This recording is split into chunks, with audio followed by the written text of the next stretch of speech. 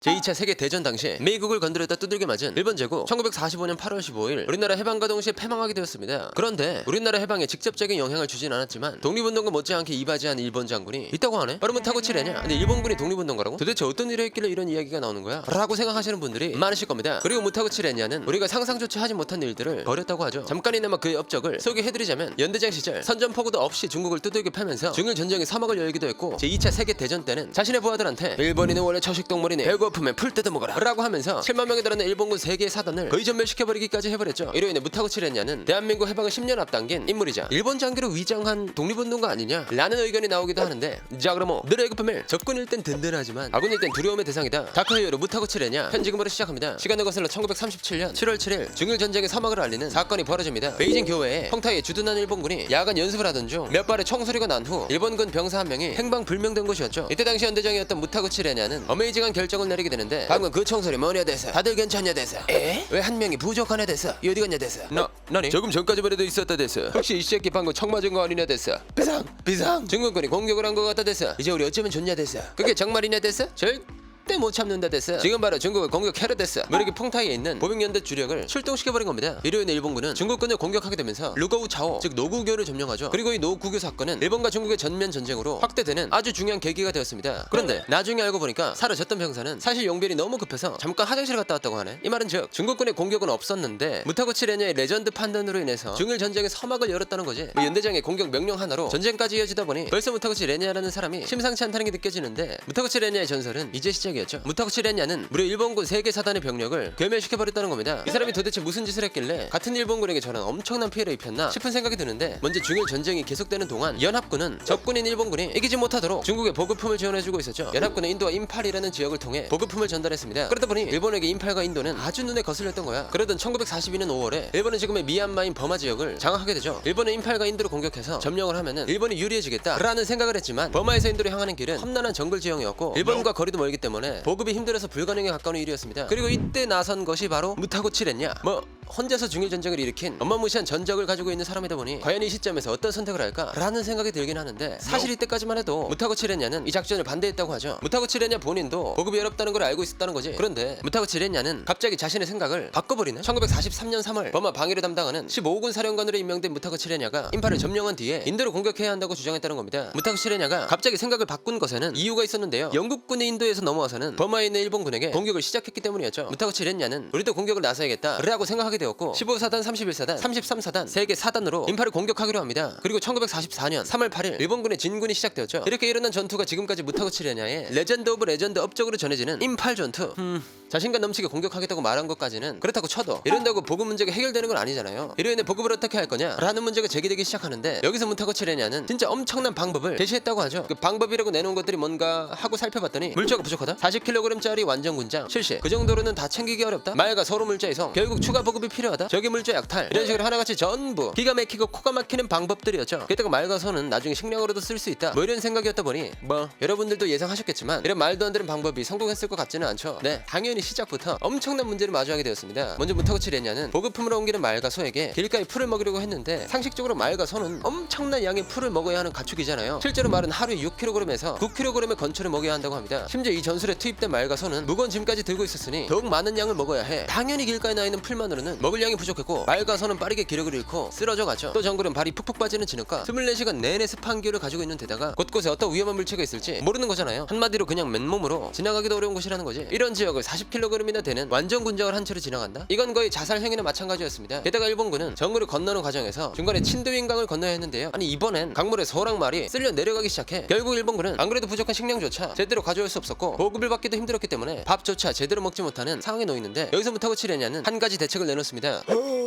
아이고 힘들어 죽겠는데 먹을 건 없고 싸우기도 전에 굶어 죽겠다 됐어. 뭐? 먹을 게 여기 왜 없냐 됐어? 여기 주변에 널린 게 풀이다 됐어. 풀 뜯어 먹으면 된다 됐어. 그 말이래야 혼돈이 인간이야 됐어. 사람이 어떻게 풀만 먹고 살아 됐어. 일본인은 원래 초식동물이다 됐어. 이런 것도 극복해내지 못하다니 정신력이 나약해서 그런 거다 됐어. 뭐 이렇게 길거리에 있는 풀을 뜯어먹으려고 했다는 거야. 그러나 풀만 뜯어먹고 정글을 건너는 것은 진짜 힘든 일이었고, 일본 군들은 군인의 생명이라고 할 수 있는 무기까지 버려가면서 진군하기 시작했죠. 그러다 보니 일본군이 임팔에 도착했을 때 거의 반 죽음인 상태였는데요. 이에 반면 임팔에서 기다리고 있던 영국군은 전투 태세를 가다듬은 상황이었고, 영국군은 원형 진지를 구축해서 외곽에 전차화포를 배치하고 전방 위에서 오는 공격을 철저하게 방어했죠. 그리고 항공기를 통해 공중 보급을 받았다고 합니다. 아니, 일본군은 안 그래도 무리해서 정글을 뚫고 오느라 지칠 대로 지쳐 있었는데 영국군이 철통 같은 방어를 하고 있고, 여기 연합군의 공중 폭격까지 이어지니 도저히 이길 방법이 안 보여 게다가 비가 내리기 시작하면서 일본군 사이에 말라리아까지 퍼지기 시작했습니다. 이로 인해 이건 도저히 안 된다 라고 판단하고 철수를 요구하는 사람도 나타났죠. 임팔 전투에 참여한 3개의 사단 중에서 31사단의 사단장을 맡고 있던 타토 고토쿠 중장은 무타구치 레냐에게 제발 좀 철수하자고 애원하기도 했다고 하거든요. 그러나 무타구치 레냐가 여기서 곱게 돌아갈 거였으면 애초에 이런 무모한 작전은 하지도 않았겠죠. 무타구치 레냐는 안돼, 철수할 생각 없어, 빨리 돌아가를 시전해버립니다. 결국 사토 고토쿠는 1944년 6월 1일 자신이 이끌던 31사단만 데리고 퇴각했죠. 이렇게 같은 편마저도 도망가는 상황에서 무타구치 레냐는 끝까지 퇴각 명령을 내리지 않고 있었는데, 그런다고 불리한 상황에서 바뀌는 게 있을 리가 없지. 영국군은 계속해서 일본군을 공격했고, 보급품도 부족한 일본군에게서는 사망자 부상자가 속출했습니다. 아무래도 계속 두들기 맞기만 하고 승산이 보이질 않자 1944년 7월 3일 임팔 전투가 시작되고 약 4개월 만에 무타구치 레냐는 작전 중지를 선언하고 빤스런을 치기 시작했죠. 그런데 퇴각하는 건 일본군 입장에서 진짜 다행인 일이지만 아직 심각한 문제가 하나 남아있었다고 하거든요. 아니, 다시 생고생해서 정글을 지나가야 한다는 거야. 어째 또 정글이야? 이거 아무리 봐도 일본군 조진 것 같은데? 라고 생각하고 계신 분이 많으실 텐데요.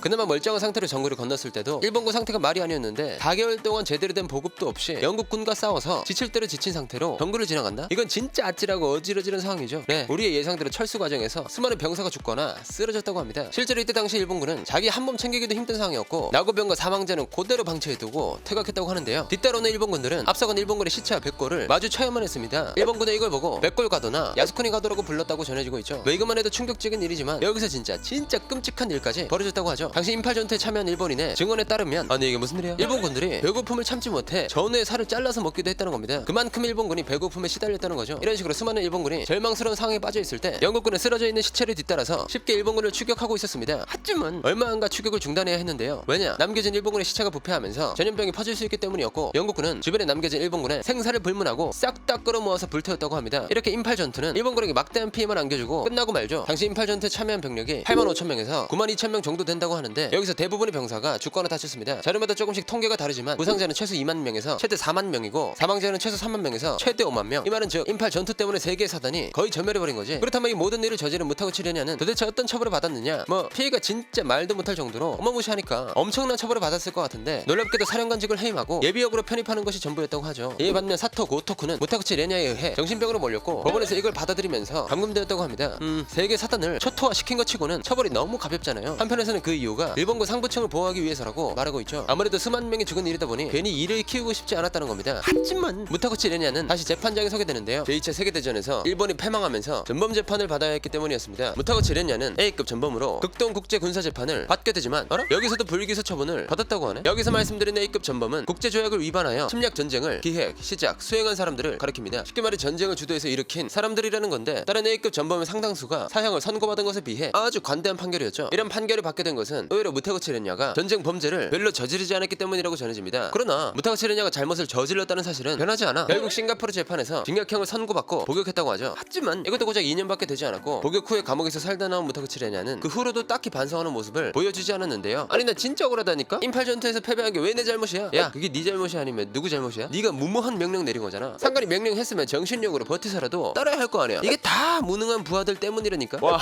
이 새끼 진짜 찐이다. 진짜 사고방식 자체가 우리랑은 다르구나. 뭐 이렇게 임팔 전투의 패배의 책임을 부하들이 무능했기 때문이라고 말하고 자신은 잘못이 없다 라는 인쇄물을 뿌리고 다녔다고 합니다. 이게 참 끝까지 반성하지 않는 모습이 진짜 뻔뻔한 것 같네요. 자, 그럼 무능한 지휘관은 적보다 무섭다는 사실을 알게 되면서 오늘의 1급 비밀 마치도록 하겠습니다. 다음에 또 다른 이야기를 탐사려 1급 비밀 파일을 들고 다시 찾아오도록 하겠습니다. 감사합니다.